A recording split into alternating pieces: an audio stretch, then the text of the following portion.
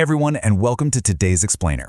Today, we're basically stepping into a time machine and zooming way back to a lush, beautiful green forest from a long time ago.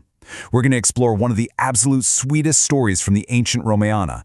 It's this magical tale all about a woman named Sabari. Now, Sabari didn't wear a superhero cape, and she definitely couldn't fly, but she actually had a real-life superpower. She had the most amazing patience and a heart completely, totally full of love. So let's just dive right into this incredible story and see what her adventure can teach us today. Okay, but before we actually meet Sabari, I've got to ask you something. Think about this for a second. What is the absolutely longest you have ever had to wait for something really exciting? Like maybe you had to wait a whole entire month for your birthday party, or, maybe waiting a week for a really fun family trip or to finally get that new toy you wanted. Do you remember how hard that waiting felt? Like your tummy was just doing flip-flops because you wanted it to happen right that exact second? Well, hold on to that feeling, because it's really going to help you understand just how incredible our hero Sabari actually was. All right, Section 1, a very special promise. Guru Matanga's magical words to Sabari. So, our story kicks off with Sabari. She was this really humble, kind-hearted woman living deep in a super vibrant forest.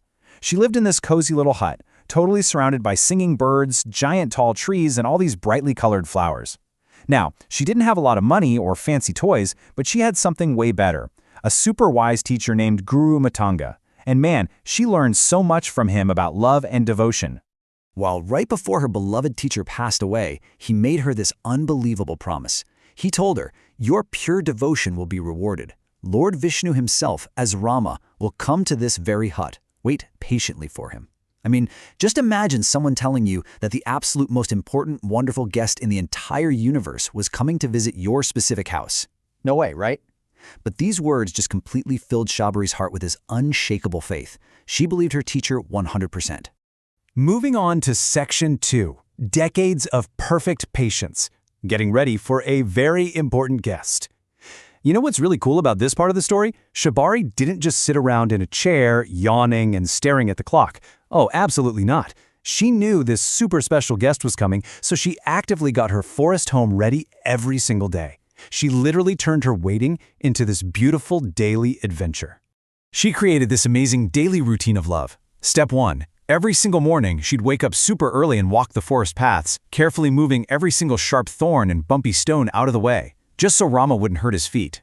Step 2. She'd wander into the woods to find the most beautiful, sweet-smelling flowers to decorate her little hut. And then Step 3, she'd climb up and reach for the absolute most delicious, sweet fruits and berries she could find to feed him. And she did all these chores with a giant smile on her face, literally every single day. But guys, here is the most wild part. She didn't just wait a week. She didn't even just wait a year. She waited for decades. A decade is 10 whole years. She waited so long that her black hair actually turned completely white, her back got a little bent, and she became a very old woman. But her resilience, her faith, that never got old. She still woke up every morning with a strong, happy heart, thinking maybe today is the day my Rama will come. Which brings us to Section 3, the long-awaited arrival. A dream comes true in the forest. So one day, while searching the deep forest for his wife Sita, Lord Rama and his brother Lakshmana actually arrived right at the edge of Sabari's ashram. Just picture it. The birds are chirping, those beautiful flowers she picked are everywhere, and suddenly, boom! The guests she had been waiting her whole entire life for are standing right there at her doorstep. So, how did she react? Well, she didn't freeze up at all. Her heart just completely overflowed. She cried happy tears of joy. Have you ever been so happy you actually cried? That was exactly Sabari. She welcomed them so warmly, gently washed their tired feet after their super long journey, and offered them the most comfortable seats in her decorated hut. It was just this beautiful, joyful welcome. Okay, Section 4, the half-eaten sweet fruits. A funny little doubt creates a beautiful moment. I gotta tell you, this is my absolute favorite part of the story. Once her guests were all set down, Sabari wanted to feed them all those wonderful berries and fruit she'd been collecting. But suddenly, this funny little innocent doubt popped into her head. Like, what if the fruits look pretty on the outside but are actually super sour on the inside? Her pure, sweet heart just thought, oh no, my Rama cannot eat sour fruits. I must taste every single one first just to make sure they're completely perfect. So, totally out of this overwhelming love and just wanting to give him the absolute best, she started taking a tiny little bite out of every single fruit. If it was sour, toss, throw it away. But if it was wonderfully sweet, she put it right in the bowl for Rama.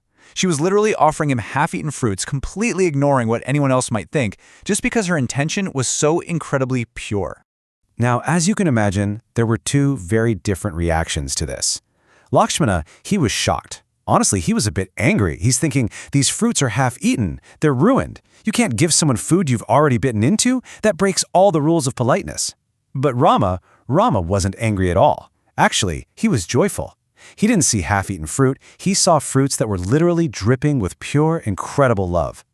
And that perfectly sets up Section 5, Pure Love Over Perfect Rules, the true meaning of a gift. This right here is the absolute core lesson of our explainer today. Rama gently stopped his brother Lakshmana from scolding the old woman. Instead, he took those tasted fruits right from Sabari's hands and ate them with the biggest, happiest smile you can imagine. He ate them as if they were the sweetest, most magical treats in the entire universe. Because it really all comes down to this one simple truth. God looks at the inner heart, not the outward show. Rama saw exactly why she tasted them. You see, the real value of a gift isn't about how fancy it is, or how much money it costs, or even if it perfectly follows all the polite rules. The true value is the pure feeling, the pure intention, and the love behind it. Sabari's love is what made those simple, everyday forest fruits the absolute greatest feast in the world. And because her heart was so wonderfully pure, and her patience was just so incredibly strong, Rama gave Sabari the greatest gift of all. He blessed her with moksha, which basically means ultimate, forever peace and freedom. All those decades of clearing stones, picking flowers, and just waiting with a hopeful heart, it all led to the most beautiful, peaceful reward you could ever imagine. All right, our final section, Section 6, Being Like Sabari Today, bringing forest magic into our daily lives. So how do we actually bring this amazing forest magic into our own lives right now? Well, the good news is you don't need to live in a forest hut or wait 70 years to be a superhero of patience and love. You can totally use Sabari's special powers today, in your very own home or right at school.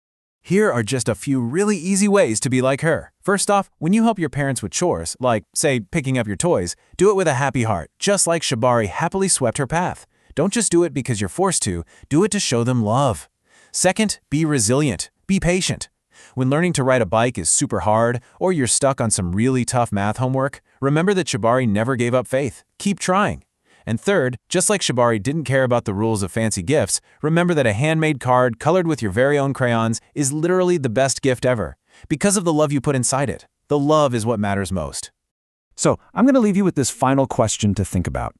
Next time you have to wait for something, maybe you're waiting your turn on the playground or waiting for a super special holiday, how can you show the amazing patience and pure heart of Sabari?